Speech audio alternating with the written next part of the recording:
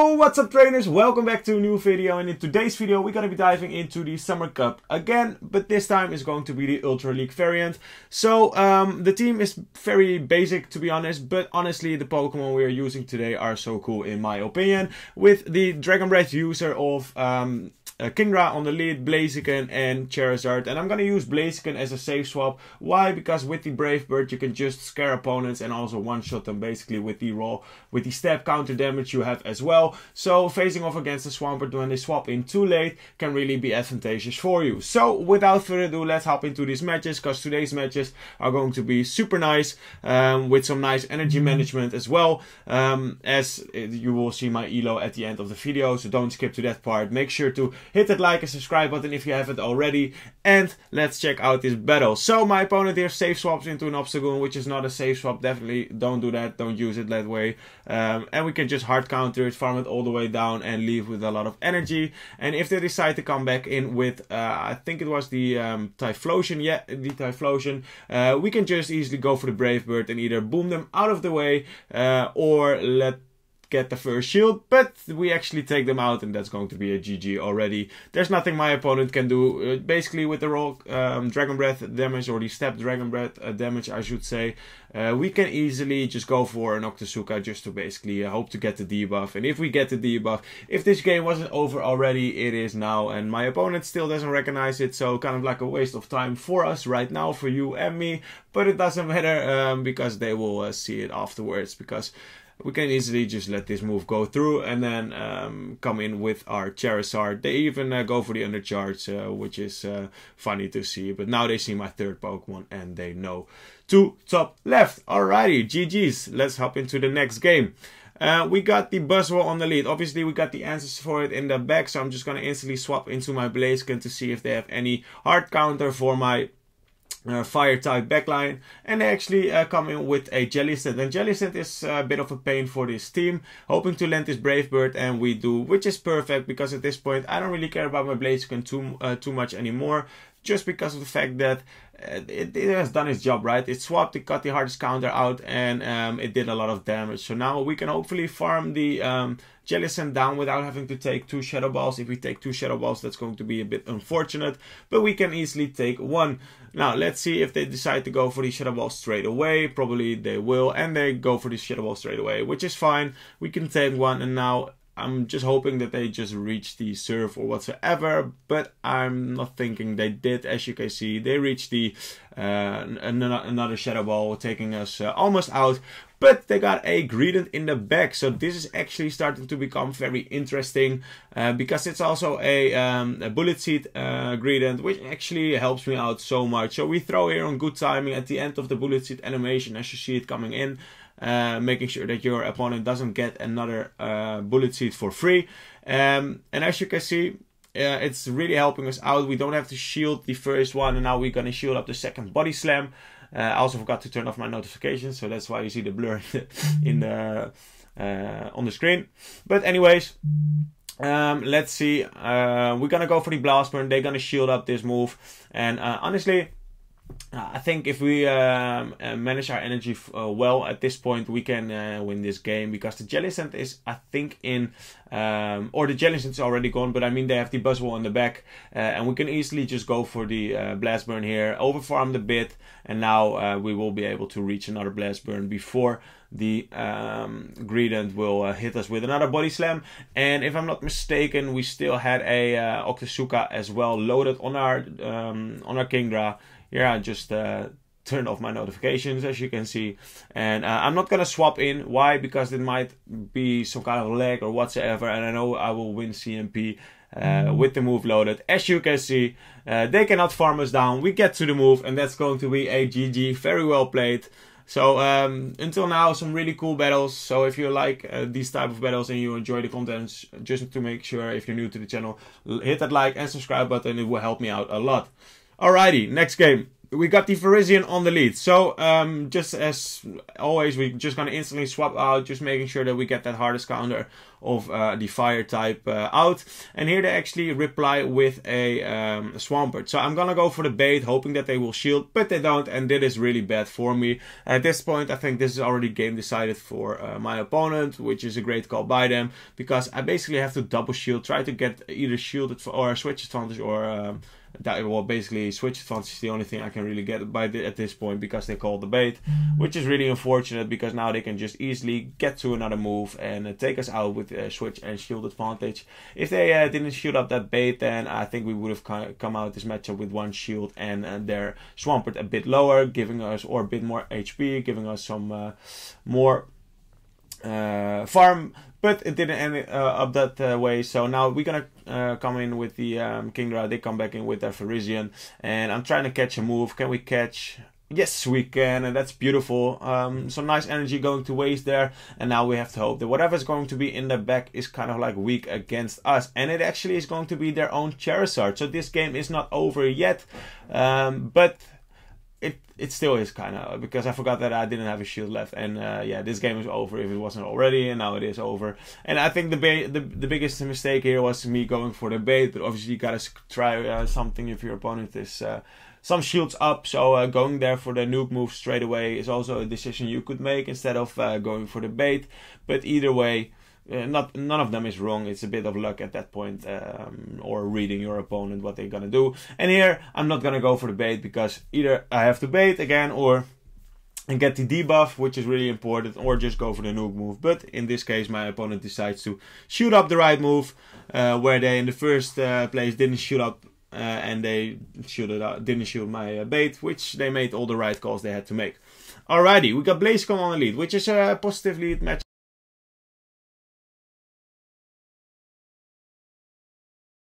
Yes, they will outpace. I'm just going to shoot up straight away, making sure that we're not going to get hit by whatsoever. And it was indeed the Brave Bird. So now they're going to swap into a Swampert, which is very troublesome for us, because we're already down the shield. So I'm just I have to stay in here, hoping that we get the debuff, which we do, which is absolutely perfect, because it helps out a lot. And honestly, I'm just going to stay in this matchup and farm them all the way down, double shielding my KINGDRA, because I have to keep it alive with the ABB line strategy. You should always remember that your first Pokemon basically helps your backline instead of the other way around, where one of those Pokemon, such as Blaziken in this case, is the Pokemon where which basically have to lure out that specific typing, which hard counters then your third Pokemon. That's basically how the ABB line works, where you always need to be careful of not losing your first Pokemon and making sure that your second Pokemon will lure out that hard counter to it, to your third. So here I'm just actually deciding to come in with my CHARIZARD. Why? Because I think I need the raw counter damage from my Blaziken. I think, I'm not too sure actually. But I think this game is over if it wasn't already. I think they can just easily go for the Brave Bird. But there might be a chance, because if they go for the Brave Bird, which they do, their defense is lowered. And now I'm not gonna throw a move. Can we outpace them? Yes, we can. And that's actually going to be a GG. So very close gameplay in this battle. And we actually take that one. They still had 2 shields left, but they can take that to the next game. Alrighty, next game. We got the wall range switch, which is absolutely perfect. We can go for the farm down all the way. We can farm them all the way down. We don't have to worry unless they go for the bait here. But if they don't, which they don't, we can easily farm them all the way down and leave with like 100 energy, which is perfect. As you can see, they're not gonna make another earthquake, so this is very advantageous for it. They go for the icicle spear, which is obviously going to be resisted, and we leave with 100 energy and also 50% HP. So I'm just gonna go straight for the Brave Bird. There's no point of baiting at this point, hoping that we either get the damage, which we can, and now we're gonna go for the Blaze Kick, making them have to either shield or their Charizard is just boomed out of the sky. But they actually decide to shoot up that move, which is fine, and I'm just gonna hard swap into my KINGDRA again, basically to either farm them down and take the move. And they go for the Blast Burn, absolutely horrible. And at this point I'm just gonna bully my opponent. I'm sorry, but I'm not sorry. I'm just gonna go for the Octazooka, hoping to get the debuff. We get the debuff, and my opponent knows better.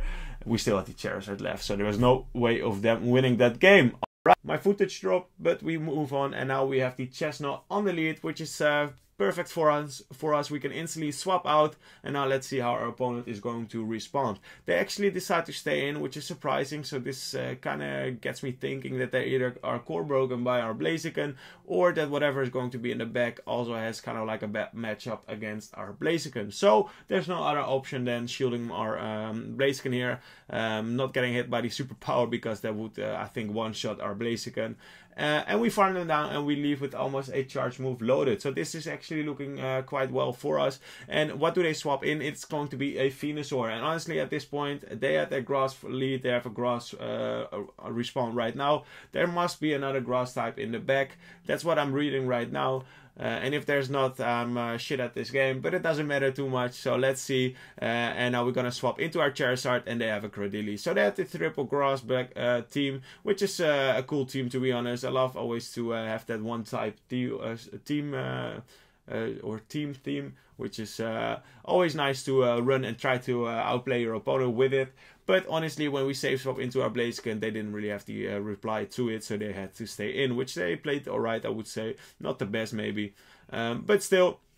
Now let's see, because we will go for the bait and now for the blast burn. They shield up the move, which is fine, because at this point I think that we are in the drive seat of winning this game. Why? They basically need to catch a move in order to win, and I can just easily farm all the way up to an outrage and then just be aware of the fact that they might want to catch. And here they actually decide to swap into their Venusaur. Can we get the farm down? Yes, we can, just before they reach, and now we have the outrage loaded, and I'm just gonna go for it straight away, hoping that this will one-shot our opponent, but it doesn't. Can they get to the move? They cannot, and we actually make that game. So another GG's in the chat, and we go on to the next game. We got the Gyarados on the lid, which is actually a bit of a tough Pokemon, to be honest. Because it basically gets rid of my KINGDRA very easily, and it also does well against my backline. So what I try to do here is just go straight away for the outrage, hoping that my opponent tries to call the Octazooka bait, which they do, and we take them out. So now we're just going to instantly swap into our Blaziken, and they don't swap out. I didn't see if they switched in very quickly. But Blaziken obviously can resist the lunge, and the superpower is the only move they can really hit us for. We go for the Blaze Kick, and they decide to shield. And here I'm actually going to let this go. And they went for the lunge, which is absolutely perfect for us, because that will allow us to reach another Blaze Kick. So that was a very bad play by our opponent. But on the other hand, they might thought that we were going to shield up that move, but there was no chance of us doing that, because we have the Charizard in the back, which we're going to bring in right now. We will resist any charge move and fast move. We basically resist the whole Buzzwole moveset, which is absolutely perfect. And now they have a Ludicolo in the back, and we can lock it with our KINGDRA, and that is going to be a GG. Alrighty, next game. We got the Ampharos on the lead. Ampharos is also kind of like a core breaker for our team, although we can handle it on the lead, as you will see right now. We will have to shield up this first move. Let's see if they are running Thunder Punch or the Brutal Swing, and they are running Thunder Punch, which is a bit unfortunate for us. Here they try to get the catch of the Octazooka, but we're not gonna make that happen or allow them to do so, and we're gonna go for the outrage. They shield up the move, and now we have to swap into our Blaziken, basically to do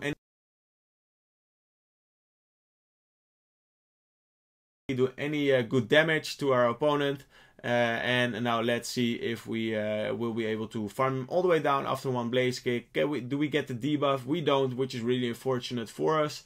And now let's see how are they going to react. Let's see.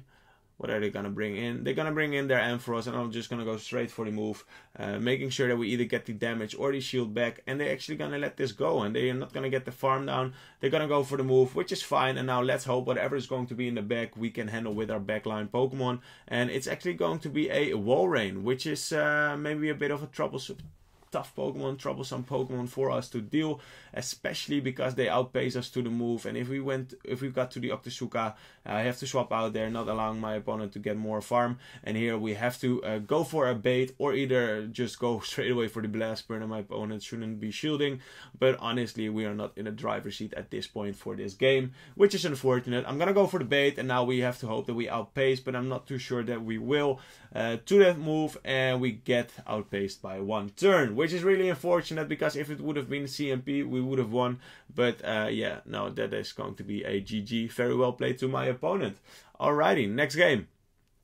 So next game we got the Trevenant on the lead. So Trevenant is maybe a bit of a tough Pokemon for us, but either way we're just gonna swap in to our Blaziken straight away. Why? Because we outpaced to the Blaziken, but my opponent makes an absolute beautiful catch, catching the Blaziken on the Charizard, which is really unfortunate. And now we have to try to reach a Blaze or a Brave Bird, but we're not gonna make it because they're gonna go for each Dragon Claw straight away. So I'm just gonna go for an undercharged Blaziken just to do a bit more damage, so that my KINGDRA can farm it down, but also that it won't be able to take 2 Dragon Claws, and it just puts it into that range where you will be able to farm it down, leave with a lot of energy, but also making sure that your opponent just about are not going to make that next Dragon Claw, as you could see, giving us the maximum amount of farm. Here I'm expecting them to throw instantly because they were at a move, and we are able to catch the Seed Bomb, which is absolutely perfect.